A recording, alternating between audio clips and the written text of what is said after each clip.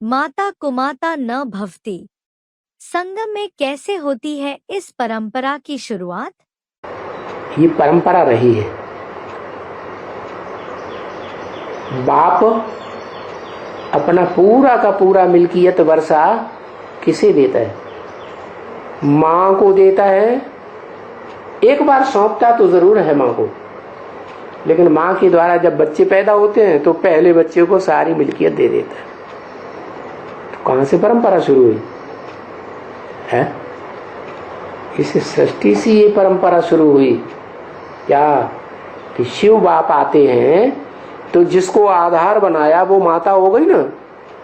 क्या उसका शरीर माता हो गई या आत्मा माता हो गई? देहभान वाला शरीर माता हो गई या आत्मा माता हो गई?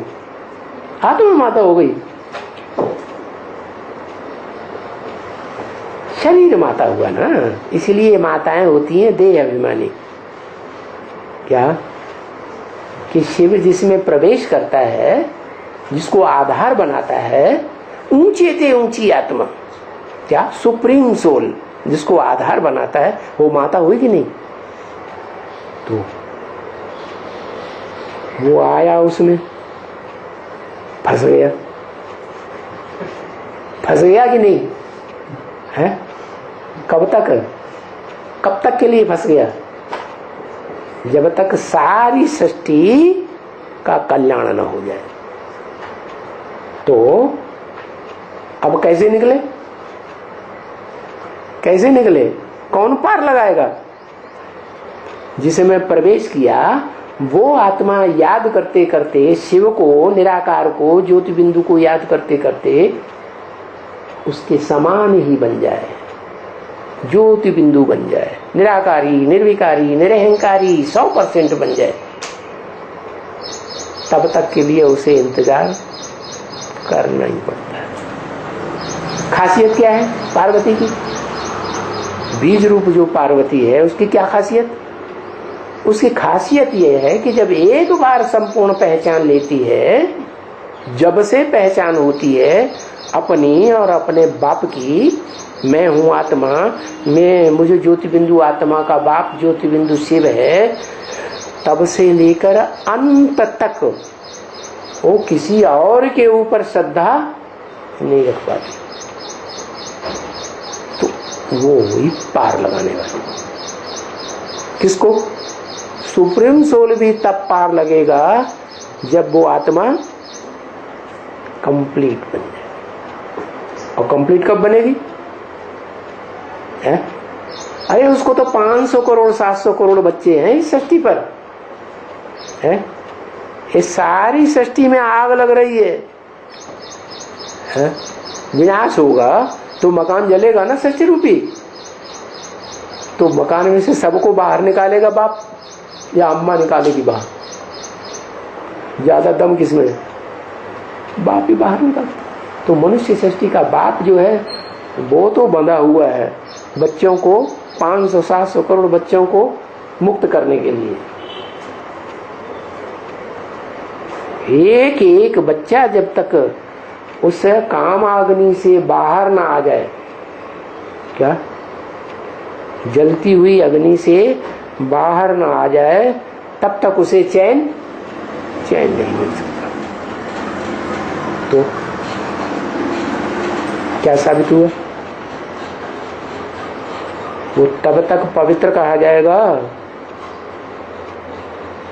शिव समान पवित्र कहा जाएगा, जिनको बाहर निकालेगा पकड़ पकड़ के, तो संग का रंग नहीं लगेगा है? कितनी भी याद करे, काजर की कोठरी में कैसो सयान हो जाए, एक लिख काजर की लागी है बेलागी। ज्यादा नहीं लगेगा संग रंग, कुछ तो लगेगा। नहीं समझ में आ रहा है क्या? झटके मार रहा है? कुछ तो संग रंग लगेगा ना, लगेगा। तो वो आत्मा अंतिम क्षण में यही, क्या मुझे निर्गुण बारे में कोई गुण नहीं। अरे क्यों भाई कोई गुण नहीं? रावण में गुण होते हैं कि अवगुण होते हैं? अवगुण ही अवगुण होते हैं। अवगुण जो है वो दूसरों को रुलाते हैं। तो सारी सृष्टि का संहार किया, विनाश किया, तो रुलाया ना है। भले हर आत्मा को जलती हुई आग में से, सृष्टि रूपी मकान से बाहर निकाला तो है, लेकिन खुद भी जलेगा कि नहीं है? कितना भी पावरफुल हो तो अंतिम क्षण तक भी उसे क्या अनुभव होता है कि मुझे निर्गुण हारे में कोई गुण नहीं, क्या फिर क्या करे? आप ही तरस पड़े। तो वो तरस किस पर खाता है? वो किस पर तरस खाता है? हाँ, जिस पार्वती का आधार लिया उसके ऊपर ही तरस खाता है। तो सबसे जास्ती दुखी माताएं ही होती है ना दुनिया में। तो उन माताओं को कोई बीज होगा कि नहीं होगा है?